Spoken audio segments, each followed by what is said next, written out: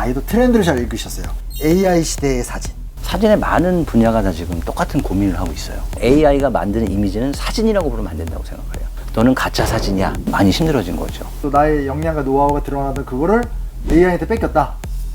그게 지금 벌어지고 있는 현실입니다. 지금. 큰일 나네. 난 어떻게 살아남지?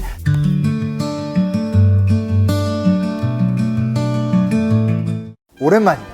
오랜만이기 때문에 인사를 한번 나눠야 될 것 같은데, 공적으로는 퓰리처상 수상자. 아유, 감사합니다. 한국에 몇 없는 정말 특별한.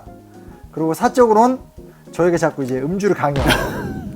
사진의 세계를 연구하고 있다는 그런 소개해 주셔야지 바로 또 술로 들어가시니까요. 아니, 이제 할 거야. 예. 그런 분이신데 김경훈 기자님 모셨습니다. 아, 반갑습니다. 네, 반갑습니다. 안녕하세요. 자, 간단하게 그래도 오랜만에 나오셔서 한번 자기소개 한번 부탁드리겠습니다.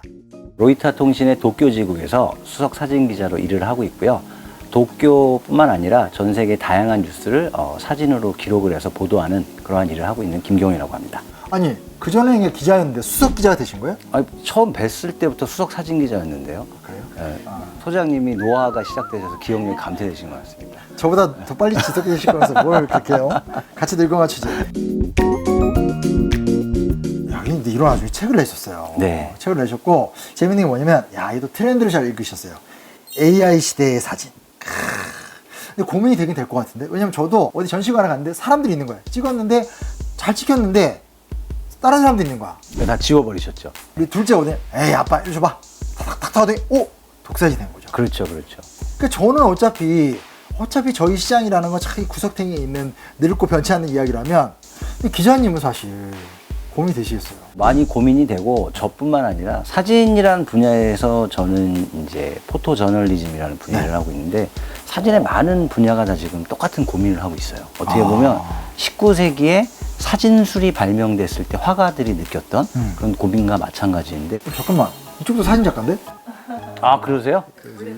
아, 이따가 성함 알려주세요. 아, 사진 잘 찍습니다. 아. 저랑 하면서 사진 찍던 작가 사진 되게 잘 찍었어요. 저도 4년 동안 한 브랜드 촬영이 최근에 SNS AI한테 뺏겨가지고. 그쵸. 이걸 어떻게 찍어야 되지 지금? 여기 카메라 앞으로 오셔서 같이 잠깐 얘기를 이거 나누셔야 될 것 앉을래? 같은데요. 이 얘기가 그냥 넘어갈 얘기 아니구나. 아니, 이 책에 저도 상업사진, 제가 또 기자이다 보니까 단순히 저의 이야기만, 저의 생각만 쓴 게 아니라 실제 사진계 다양한 분들의 의견을 담은 부분도 있어요. 그래서 상업사진 하시는 분들이 비슷한 경험과 고민을 하고 계세요, 지금. 그래서 4년 동안 내가 벌어오던 또 나의 역량과 노하우가 드러나던 그거를 AI한테 뺏겼다. 그게 지금 벌어지고 있는 현실입니다, 지금. 큰일 나네. 난 어떻게 살아남지? AI 시대의 우리의 일자리는 어떻게 될런지 걱정된다. 유유. 네. 그래서 무슨 얘기 담고 있습니까? AI 시대의 사진이 네. 어떻게 변하고 있고, 우리는 어떠한 마음가짐으로 사진을 찍어야 되는가. 어떻게 변하고 있어요? 쉽게 생각하자면 역사가 반복되고 있는 것 같아요.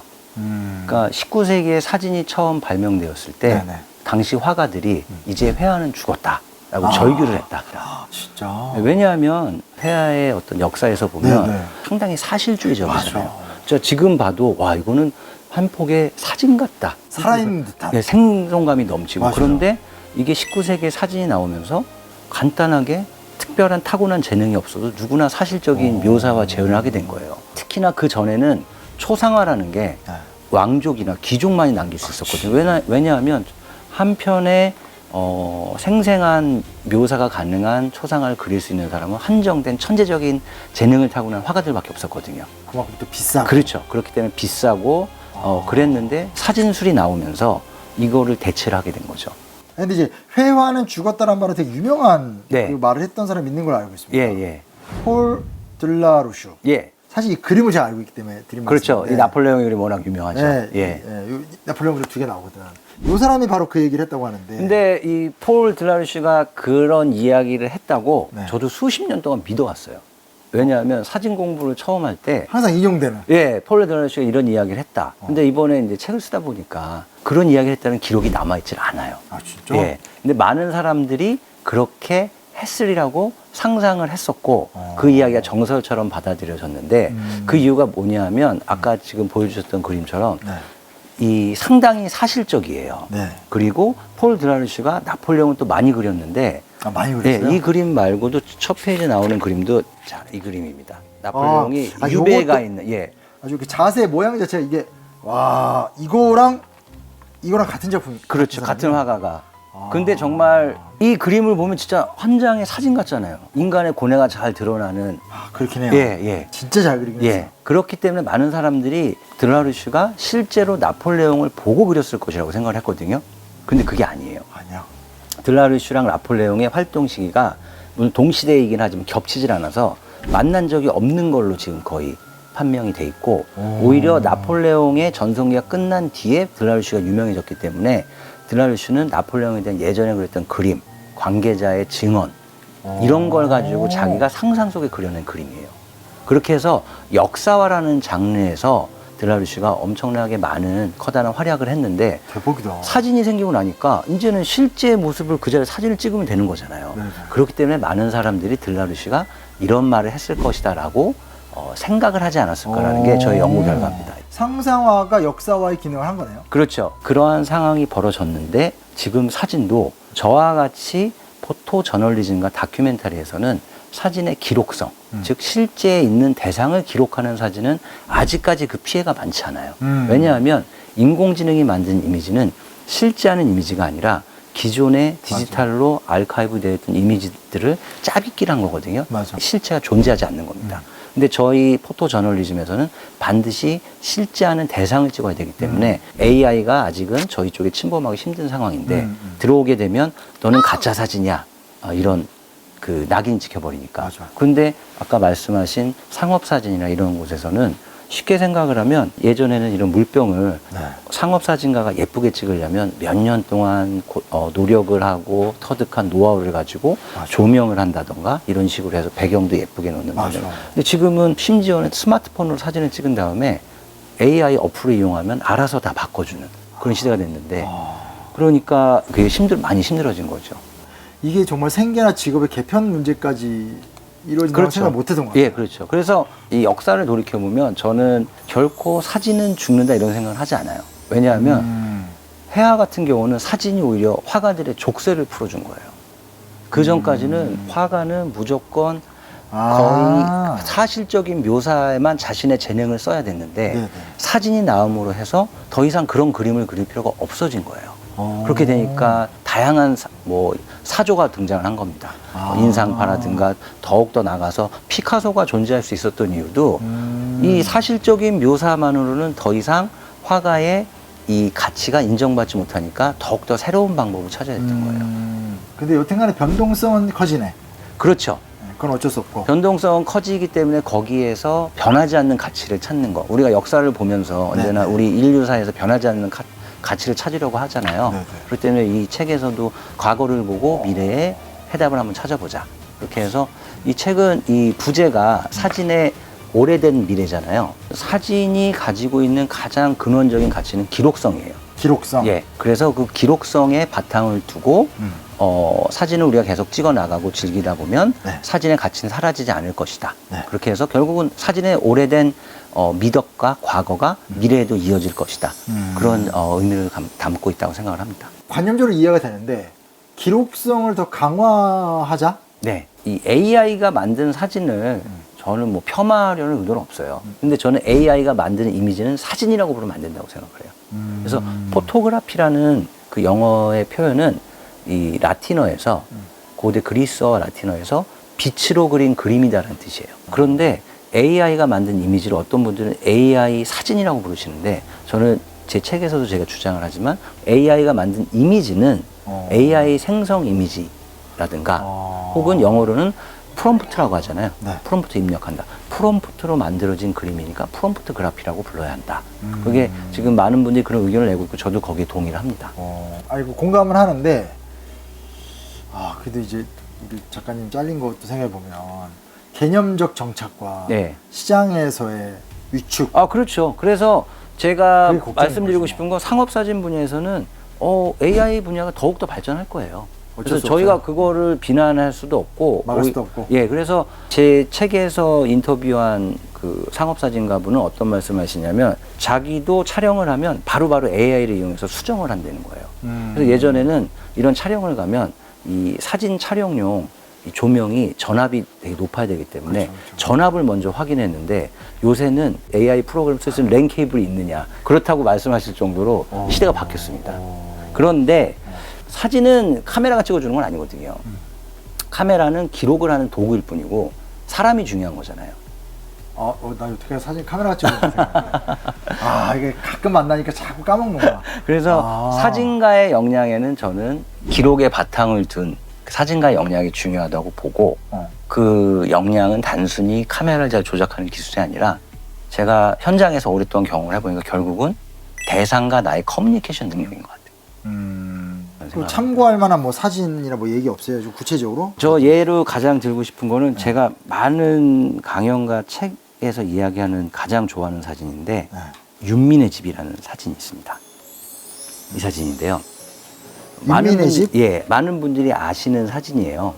국민 사진집이라는 이 말이 있을 정도로 지금도 교보문고에 가면 이 사진집 이 코너의 정중앙에 있습니다. 그래요? 예, 전문각 선생님이라는 분이 아마추어 사진 작가이신데 사진을 취미로 해오시면서 자신의 딸 윤미를 태어날 때부터 결혼하는 날까지 기록을 한 거예요. 그래, 여기 애가 계속 크고 있는데? 예. 결혼식도 하고. 예. 그래, 애가 또 애를 낳고. 그래서 사진의 또 다른 특징은 시간성, 시간을 기록하는 거예요. 실제 했던 시간, 작가였던 전문각 선생님이 따님과 실제 했던 시간을 기록을 한 거잖아요. 그걸 AI가 어떻게 할 수 있겠습니까? 그리고 또 재밌는 건 이 사진집을 좋아하는 게 사람들이 좋아하는 이유가 하나는 아빠의 딸에 대한 애정을 엿볼 수 있고요. 또 하나는 공감대. 나도 이때 이렇게 살았었었는데. 이렇게 얘기를 듣다 보니까 다시 근원적인 질문을 해봐야 되는 때 같아. 그래서 말씀하신 게 감정, 공감대. 그러니까 기계는 접근할 수 없는, 접근하더라도 굉장히 유사하고 우리가 인간이 보기에 되게 뻔한, 그렇죠. 그걸 벗어나는 원초적 질문. 인문학의 시대가 다시 부흥하는가? 그렇다고 생각을 합니다. 예. 그래야만 될 것 같은데요. 네. 그런 의미에서 이 윤민의 집이라는 게 한 번쯤 다 보면 되게 좋을 것 같아요. 그럼요. 우리 집에도 이런 사진 많은데 근데? 누구나 자기네 집에 앨범 속에 누구나 자신들의 윤민의 집을 가지고 있습니다. 지금 우리 애들이 아직 중학생밖에 안 되는데 한 80기가 있어요. 너무 많이 찍어가지고 지금 어디 관리도 못하고 있는데. 그렇구나. 근데 여기 보니까 이건 그건데 가짜 사진. 사실 지금 딱 보면 이제 약간 AI 느낌이 오긴 하는데 여기도 보니까 가짜 사진과 살아가기. 네. 어린아이 2명이 지금 시궁창 위에서 이렇게 예. 자고 있어요. 이거 어떻게 살아가요? 사진 보시면 어떤 생각이 드세요? 팔레스타인 난민들의 사진입니다. 이스라엘과 하마스의 전쟁이 났을 때 이스라엘이 팔레스타인에 엄청나게 많은 공격을 했잖아요. 그래서 난민촌의 사진인데 연출된 사진도 아니고 진짜요? 인공지능으로 만들어낸 사진입니다. 이 만든 거예요? 예. 이거 막 체크가 돼 있네? 체크가 되어 있는 게 아직도 인공지능의 결정적인 실수가 손과 발이 약간 아직 손이 6개라든가 손과 발의 접합부이 갈라지는 부분이 붙어 있다던가 그 부분이 아직 조금 티가 나는데 이것도 조만간 다 극복할 걸로 해결되겠죠? 보입니다. 그래서 이 사진을 보면 근데 이제 문제는 뭐냐면 이런 사진 누가 만들었는지도 몰라요. 몰라요? 예, 몰라요. 이걸 만들어 놓고 내가 만들었다는 사람은 거의 없거든요. 근데 이런 사진 대부분이 상대편에 대한 분노와 이런 걸 조장하기 위한다든가 또는 이렇게 불쌍한 상황이니 도네이션을 좀 해주세요. 그래서 국내 신문에도 보도가 됐는데 심지어는 구호단체들까지도 물론 이 정도까지는 아니지만 어느 나라의 어떤 상황에 있는 아이들을 도와주시다는데 이런 AI 이미지를 사용을 하면서 AI 이미지라고 밝히지 않거나 밑에 아주 작게 AI로 만든 이미지라고 쓴다는 거예요. 그래서 그게 아까 말씀드린 사진의 기록성이라는 거에 대해서 많은 분들은 아직도 사진이 진짜를 기록한다고 생각을 하시거든요. 그렇죠. 예.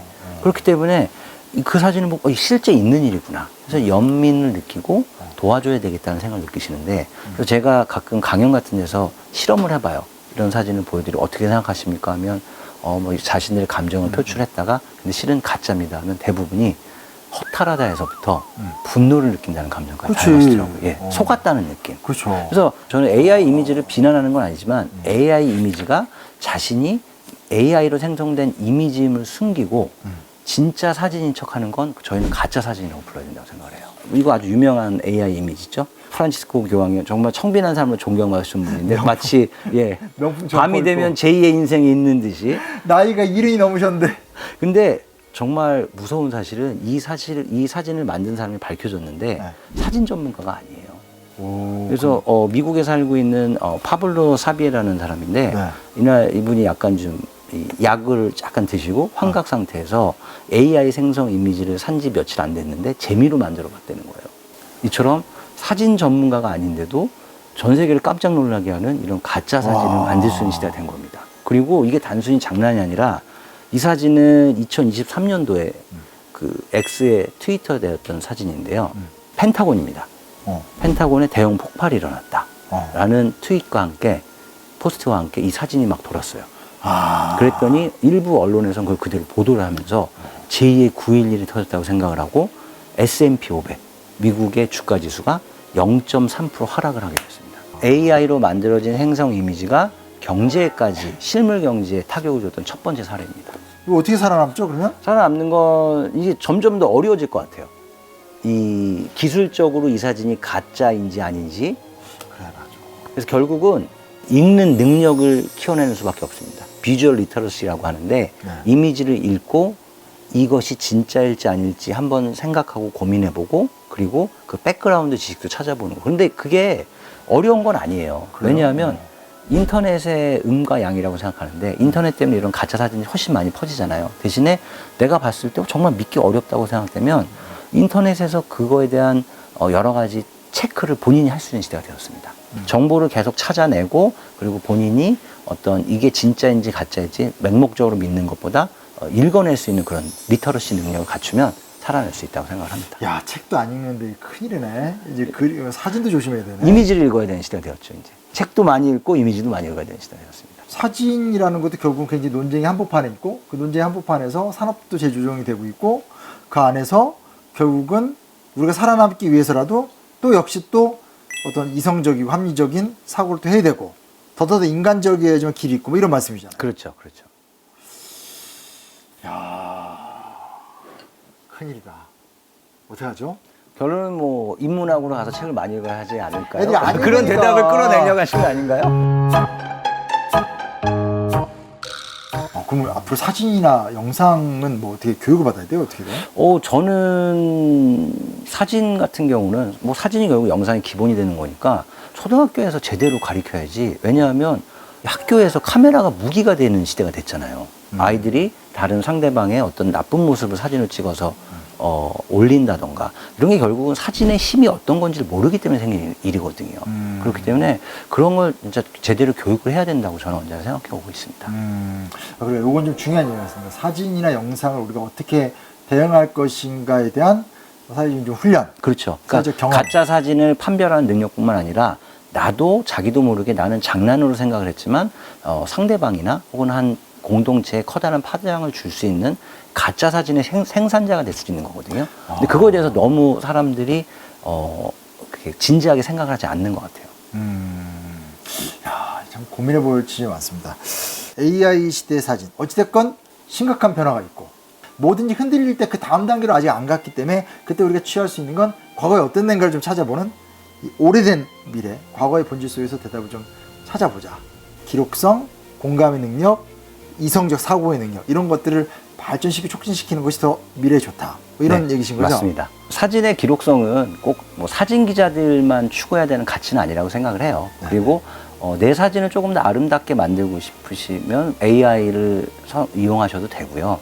그런 건 전혀 반대하지 않습니다. 하지만 내가 만든 사진이 나의 앨범 안에만 머무르지 않고 SNS라는 걸 통해서 타인에게 전달이 될 때 그 사진의 영향력에 대해서도 한번 생각을 해봐야 될 것 같고요. 그리고 내가 보는 사진도 보는 것이 믿는 것이라고 하지만 사진의 속성 자체도 모든 걸 보여주는 게 진실은 아니거든요. 그거는 AI 시대, 포토샵 시대 이전부터도 사진에 대한 진실성에 대한 의구심은 많았습니다. 우리 역사에서도 많았고 그렇기 때문에 사진의 생산자, 소비자로서 한 번 더 사진의 힘과 의미에 대해서 생각을 해보고 맞아요. 그러면 좋을 것 같다는 생각이 듭니다. 사실 진짜 우리나라에서 이런 담론이 너무 없어서 이 책을 내주시면 너무너무 감사하고요. 지금 미래님들 저희가 해드릴 수 있는 게 하나밖에 없습니다. 사서 읽어봐 주시고 단순하게 사는 게 중요한 게 아니라 이거 좀 읽으면서 많이 느꼈으면 좋을 것 같습니다. 그리고 기자님께서 굉장히 좀 그런 이야기 위주로 좋은 얘기 위주로 많이 해주셨는데 사실 이 안에 보니까 되게 좀 보기 힘든 좋은 사진들이 많아요. 그림들도 많고 이런 거 좀 잘 이용해서 나중에 우리 동네 어디 가서 사진 찍을 때 좀 활용해도 좋지 않을까. 구도 같은 것도 좀 옛날 거 보면 좀 신선한 구도도 많고 그런 의미에서 김경훈 지음 AI 시대의 사진, 사진의 오래된 미래가 이 책 안에 있소이다.